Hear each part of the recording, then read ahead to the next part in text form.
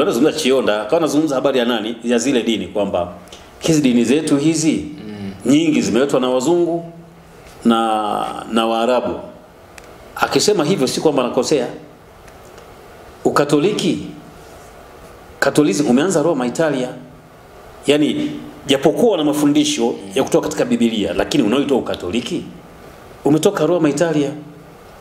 Anglikana imetoka Uingereza. Lutherani imetoka Ujerumani. Ukizungumza kwa mfano Moravian ni Jamhuri ya Cheki, ile cha kina John Hasi. Wanakuja Uislamu, maana ni kwamba umetoka nini? Saudi Arabia huko, lakini Uarabuni. Lakini bado huko Uarabuni bado hata Uislamu wenyewe umegawanyika. Kuna dini inaitwa Ahmadiyya ambayo imetoka India, ambaye huyo Mirza Ahmed Ghulam Mkadiani yule, na hiyo ni dini.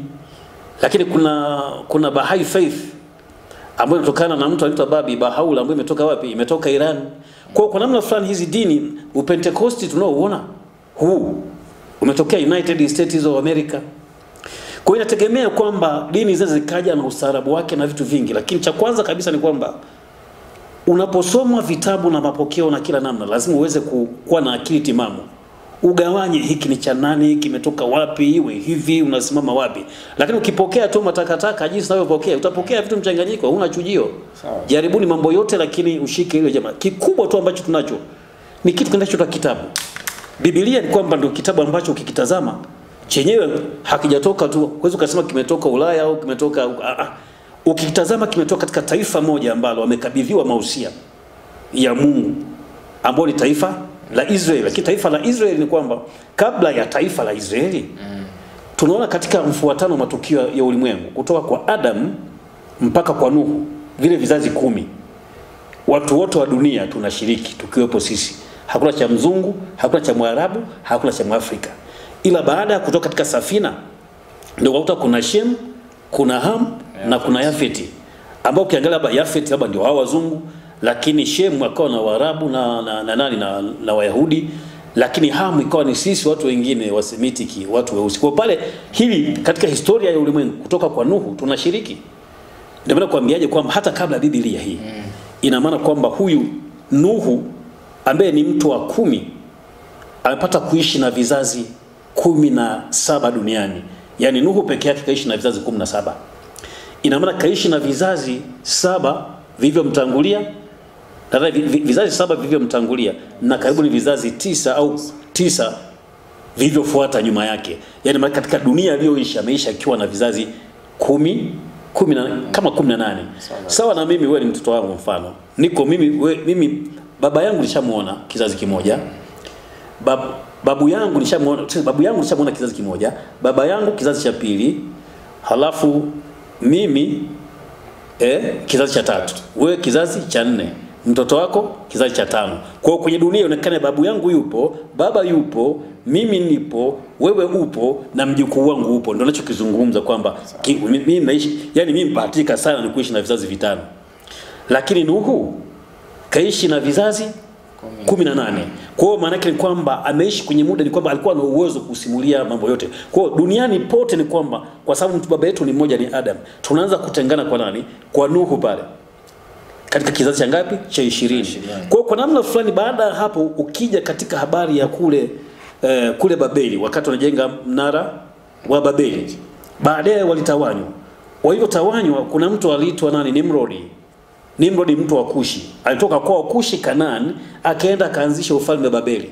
Kwa hiyo ni kama tunasema Chionda ni kwamba bado mtu wa kwanza mweusi kutawala alikuwa anaitwa nani? Nimrodi. Sasa Nimrodi huyu Wahindi wanamuita Krishna. Na ndio maana Wahindi katika vita vyao ni kama watu weusi, Krishna. Yaani Krishna ni mtu mmoja ambaye ni Kushi. Kwa namna moja ama nyingine anachozungumza ndivyo inavyokwenda. Sasa ukifanya research na kila kitu, unaanza kuona kwamba hiki kitabu kama Biblia sasa. Unakikuta kwamba kimekwenda. Lakini mwisho wa siku hapa baadaye unapoandika Wayahudi, historia sasa unaikuta zaidi kutoka kwa Musa. Musa unamuona kuanzia kitabu cha Kutoka anaandika taarifa halisi anavyokutana na Mungu. Lakini kitabu cha Mwanzo kinazo taarifa ambazo zilikuwepo hata kabla ya Musa. Kwa hiyo maana hizo nyingine inawezekana amesimuliwa au kuna waandishi wengine Lakini acha waandishi wengine hata kuna baadhi yamefunuliwa, lakini vingine ni historical background kwa sababu watu walikuwepo, Nuhu alikuwepo. Ndio maana mtu hata msikilizaji wangu hapa anaweza kashangaa kwamba nikamwambia kuuliza siku moja kwamba kati ya Nuhu na Ibrahimu aliyetangulia kufa ni nani? Ikaonekana alitangulia kufa nani? Kufa Ibrahimu. Hao ni maajabu, lakini namna fulani ni kwamba kutafutia historia. Kwa namna moja ama nyingine, kama tunasema kwamba sasa hii kuna mgawanyiko tunaojua kabisa kwamba kuna hilo taifa la Israeli ambao kuna mahusia na kuna mambo yaliyokabidhiwa kwa wakati na Mungu anajua kama taifa lake au kama watu wake kwa kipindi fulani. Wasabato ambao wako hivyo na mafundisho yao, kuna kipindi wanajaribu kuzungumza ya kwamba taifa la Israeli limetupwa moja kwa moja. Lakini Paulo anazungumza katika Rumi sura ya 11 mstari wa 25. Akasema kwa sehemu ugumu umepata Israeli mpaka utimilifu wa mataifa uwasili. Na Mungu na kipindi aliapa akasema kama sheria, kanuni za jua na mwezi zikiondoka zisipokuwepo na utakapowatupa hao watu. Kwa hiyo maana kwamba tayari hao ni mafundisho ya uongo. Unapofundisha hivyo ni mafundisho ya uongo. Nadhani kwamba hilo andiko wanaweza kufanana na kitabu cha Ufunuo katika kanisa la Philadelphia kwamba kuna watu wanaojiita Wayahudi lakini sio, ni sinagogi la shetani, kwa sababu wanajaribu kuzuia hii neema, wanakurudisha katika nini? Katika sheria. Na ndio maana kuambiaje, hii dunia hii katika ulevi mbaya zaidi ulioko ni nini? Ni dini. Yaani dini, kuna mtu anaweza kujitoa mahanga akafanya huo ni mlevi tu kama walevi wengine, kwa sababu inafikia hatua anaweza kapokea mapokeo akakoma nayo sana, lakini hana kichwa wala miguu, hajui anakotoka au anakokwenda.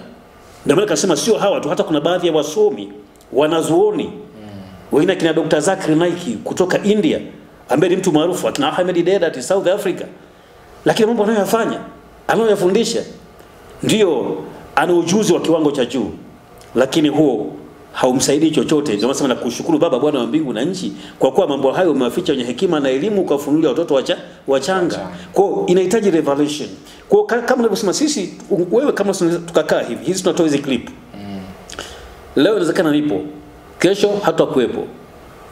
Wewe fikiria miaka 5, 6, miaka 10 itakayokwenda, kwa sababu msingi ninao kujengewa haya ni msingi imara. Na tunajaribu kuyafundisha, tungeweza kunyamaza kimya kama mafundisho yako tofauti, lakini kuna uongo mwingi sana duniani. Na ndio maana kwamba hii ukipata jambo zuri ni neema Mungu amekupa. Na akikupa hajakupa kwa ajili yako, anakupa wapelekee wengine. Itakwenda kidogo kidogo, chani tunaanza taratibu, lakini maada mshikilia kila kitu tunayoyasema utakuja kuniambia siku moja. Sawa. Kwa hiyo ninachotaka kukisema ni kwamba Sabato inayohusiana na Jumamosi, na hata ndio somo Waebrania 4:9 imesalia raha Sabato kwa watu wa Mungu, basi hata kama imesalia, basi tuseme imesalia kwa watu wa Mungu. Na watu wa Mungu tumewasoma ni taifa lake, taifa la Israeli. Lakini haijasalia sijui kwa Mtanzania au kwa mtu wa mataifa. Watu wa mataifa, na maana kitu watu wa mataifa. Watu wa mataifa ni watu nje ya taifa la Israeli. Kwa hizi sheria nyingine anaibuka mtu ni uhuni tu wa kusema kwamba basi mvunje zote, mbona kuua ni Kwenye Agano Jipya hata maagizo ya Yesu, hata mitume wanasema wauaji, wezi nini, wamesema walevi hawataingia. Mbona imesema wazi? Lakini hakuna andiko hata hili moja ambalo linasema wavunja Sabato hawataenda. Nadhani wamekosa ni namna tu fulani ideology ambayo inaonekana kama vinafanana sana, ikajengewa msingi. Na baada ya kujengewa msingi ikaonekana kana kwamba inafaa nini? Inafaa.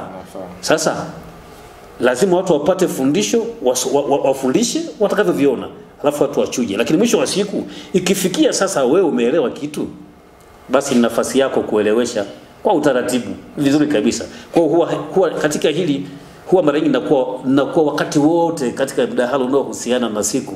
Yaani hata kama ni usiku ukiniamsha usingizini kabisa, niamshe usingizini.